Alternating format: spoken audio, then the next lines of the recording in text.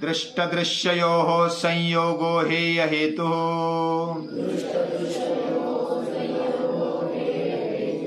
दृष्टदृश्ययोः संयोगो हेय हेतुः।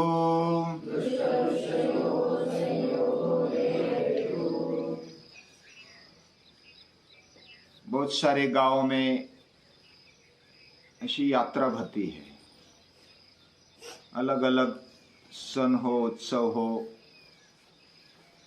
उसमें उत्सव करते हैं किसी देव का, देवता का, या तो कुछ ऐसे सांस्कृतिक उत्सव होते हैं। वो भारत में मनाते हैं, प्रदेश में भी मनाते हैं, लेकिन भारत में इसका प्रमाण ज़्यादा है। और हर गांव में लगभग वो झूले वाले आते हैं। झूला कोई गोल होता है, कोई आधा होता है, कोई अलग अलग प्रकार के होते हैं। एक व्यक्ति जाता है, एक युवा होता है, युवान, और वो जाता है पहली बार वो यात्रा देखने के लिए, उत्सव देखने के लिए, और वो एक एक देखता है, उसको मजा आता है। और झूले में भी बैठने की इच्छा होती है। झूला वो बैठ जाता है, और बैठ जाता है तो पूरा गोल गोल घूमता है। गोल गोल घूमने के साथ उसको चक्कर आ गए और वो घबराने लगा। ये तो कठिन है, मुझे अभी चक्कर आ रहे हैं, पेट का जो माल है वो ऐसा ऊपर आने लगा। वो डर गया, रोको रोको रोको, लेकिन वो क्या, सभी बैठे होते तो कहाँ रुकेगा वो। पूरा चक्कर लगाने के बाद वो सोचता है कि ये बड़ा कठिन है, और फिर उसका समय होने पर वो रुक जाता है। फिर पहले जब बाहर था तब उसको वो देखने में मजा आता था। अभी अंदर गया तो उसको लगा कि अरे बाप रे, ये तो बड़ा चक्कर लगाता है और वेग से लगाता है। तो ये नजर भी स्थिर नहीं हो सकती और पेट में भी गड़बड़ हो जाती है। तो वो बाहर आ गया। बाहर आने के बाद थोड़ा बैठा, शांत हुआ। उसके बाद फिर से देखा, बाद में दूसरे लोग थे, वो चक्कर लगाते थे एक एक बारी बारी से। कोई हंसता था, कोई रोता था, कोई अपना अपना मजा लेता था। आपने भी लिया होगा, कभी लिया है, झूले में बैठे हो। तो जिसको आदत हो जाती है तो मजा आ जाता है। लेकिन झूले में बैठने वाला वह स्वयं भी गोल गोल घूमता है, झूला भी घूमता है, और उसके साथ एक रूप होता है, तभी मजा आता है।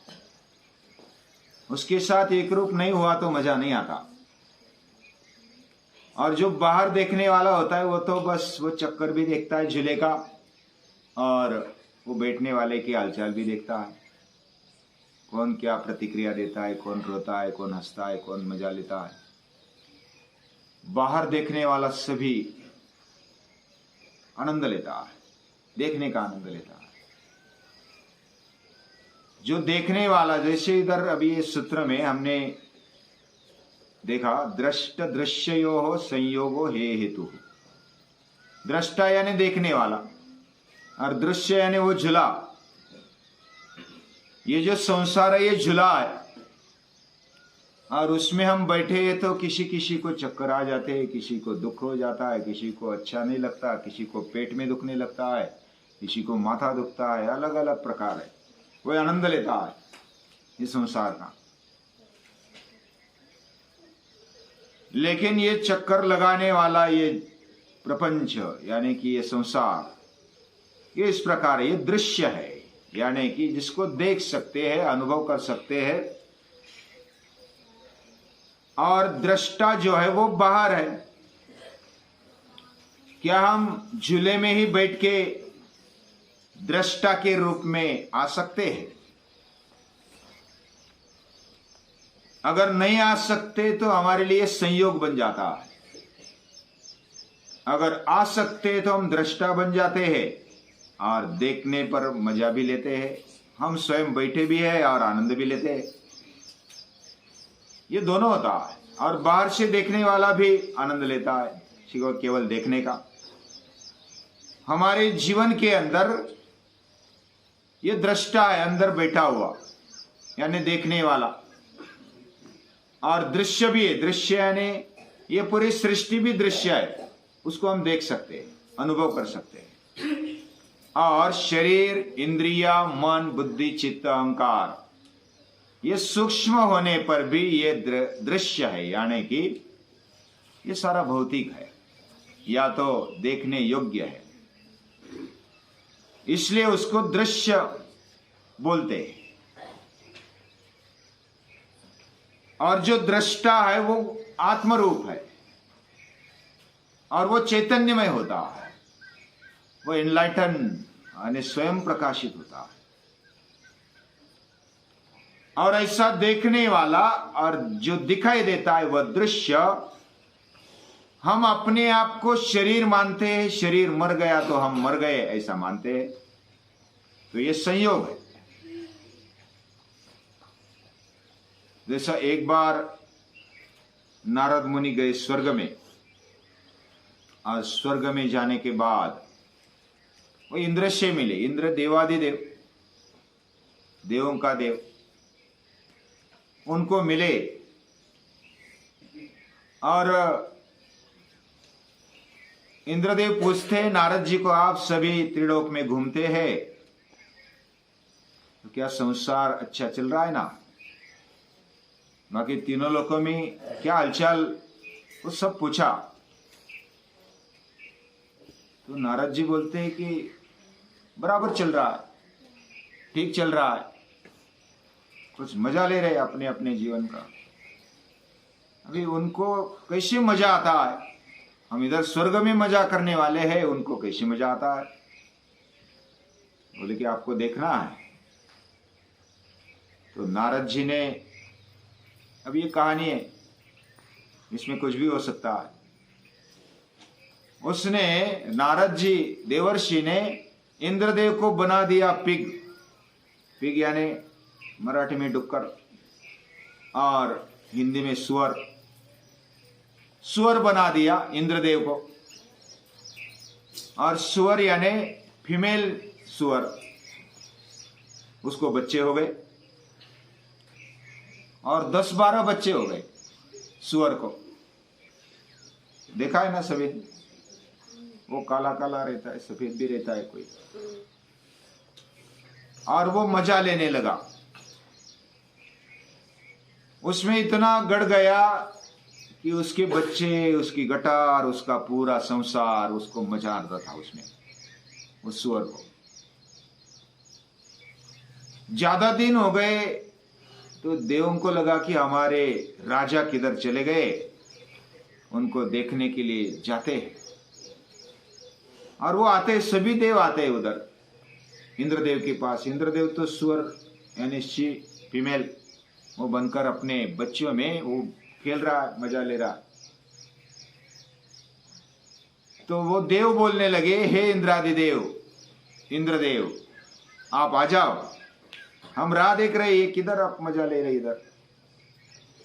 यानी मुझे ये अच्छा है, मेरे बच्चे इतने छोड़कर कहाँ आएंगे, और मैं तो सुअर हूं, मुझे दूध पिलाने का, गटार में घूमने का बहुत मजा आता है, दिन भर एकदम आनंद आता है, मैं नहीं आऊंगा। वो उसमें इतना गड़ गया। फिर देवों ने क्या किया, एक एक बच्चे को लेकर मार दिया। पूरे 10-12 बच्चे थे, उसको मार दिया। तो वो फिर ज्यादा चिल्लाने लगा, चीखने लगा कि ये क्या कर दिया तुमने, मेरा संसार नष्ट कर दिया, मेरे बच्चे मार दिए। और वो चिढ़ने लगा, गुस्सा हो गया, और वो तीव्रता से फिर उन पर क्रोधित होके आक्रमण करने लगा। देवों ने फिर उसको भी मार दिया मतलब अभी ऐसा कहानी में हो सकता है। अभी सुअर को मार दिया तो मूल इंद्र देव आ गए अपने रूप में, और आने के बाद फिर हंसने लगे।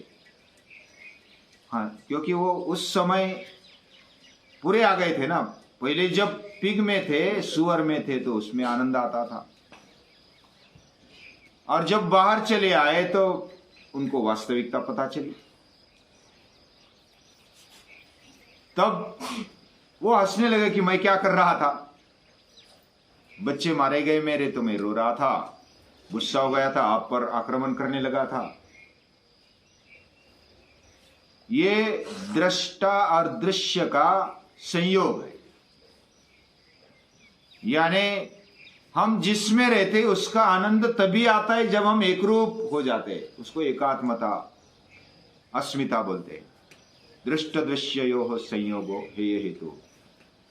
वैसे अस्मिता का भी जब व्याख्या किया, दृग्दर्शन शक्त्योर एकात्मते वास्मिता। अस्मिता, अभिमान तभी लगता है जब हम जो जीवन में है जिसका अभिमान लगता है तो वो एक रूप है, इसलिए अभिमान लगता है, गौरव लगता है अपने जीवन का। मैं मनुष्य हूं, इसका अभिमान लगता है, लगना भी चाहिए। लेकिन ये आत्मविकास के मार्ग में ये समस्या है, और इधर महर्षि पतंजलि बताना चाहते हैं कि ये जो हेय हेतु, यानी जो दुख नष्ट करने योग्य है, ऐसे दुख का कारण क्या है? जो दृष्टा है, हम अपने आप को अलग पाते हैं क्या? दुख को अगर नष्ट करना है तो हमें अलग रहना पड़ेगा, अलग अपने आप को मानना पड़ेगा। जब हम अपने आप को अलग मानेंगे, आत्मा, मैं शरीर नहीं हूं, मैं इंद्रियां नहीं हूं, मैं मन नहीं हूं, मैं बुद्धि नहीं हूं, मैं अहंकार नहीं हूं, ये जब तक हम मानते नहीं तब तक शरीर के लेवल पर जो भी दुख आएंगे उसमें हम एक रूप हो जाएंगे, और एक रूप हो जाएंगे वही संयोग है, और वही मूल दुख का कारण है। भले उसमें सुख लगे, टेम्पररी दुख लगे, वह सब दुख ही है, ऐसे विवेकी मानते हैं, क्योंकि वो बार बार उस चक्कर में अटकाता है, आसक्ति में अटकाकर वो पुनर्जन्म देता है। तो इस प्रकार मूल कारण क्या है? दुख का मूल कारण, सफरिंग का मूल कारण अगर कोई कुछ है, हम अपने आप को शरीर मानते, अपने आप को इंद्रिय मानते, अपने आप को मन बुद्धि अहंकार मानते, वो नष्ट होने पर हम नष्ट हो जाएंगे ऐसा मानते हैं, और इसलिए क्रोध भी आता है, आसक्ति आती है, द्वेष आता है, तिरस्कार आता है, अलग अलग विकार आते हैं। ये सब मूल है, यानी मूल कारण है, और कार्य कारण भाव ये सांख्य दर्शन में मूल माना गया। यानी अगर कोई भी विज्ञान का अभ्यास करना है, या तो कुछ हमारे लेवल पर भी जो भौतिक चीजों का अभ्यास करना है, तो उसके लिए कार्य कारण भाव पता करना जरूरी होता है। कार्य है तो कारण होगा ही, ये उसमें तय होता है, और जब कारण है तो कारण से कार्य निर्माण होता है। तो ये कार्य कारण भाव हमारे जीवन में भी है, और ये जब जो अच्छी बुद्धि वाला है, कुशाग्र बुद्धि वाला है, वो इसमें भेद कर लेता है, और जो आत्मस्वरूप में आ जाता है, आत्मरूप में आ जाता है। आत्मरूप कैसा है और जो दृश्य कैसा है, ये अगले सूत्रों में बताया गया है। वो आज नहीं, बाकी कल देखेंगे, परसों देखेंगे। आज के लिए इतना ही। जो हमारे ऋषि बताते हैं वो बहुत ही एक एक बात को बताते हुए आगे बढ़ते हैं, और हमारा जीवन हमें समझ में आ जाए, हमारा पूरा ये सृष्टि है, संसार है, ये समझ में आ जाए। ये समझने के बाद फिर उसमें से कैसे निकलना है, ये भी बात बताते हैं। ऐसे ऋषियों को नमस्कार करते हैं, प्रणाम करते हैं।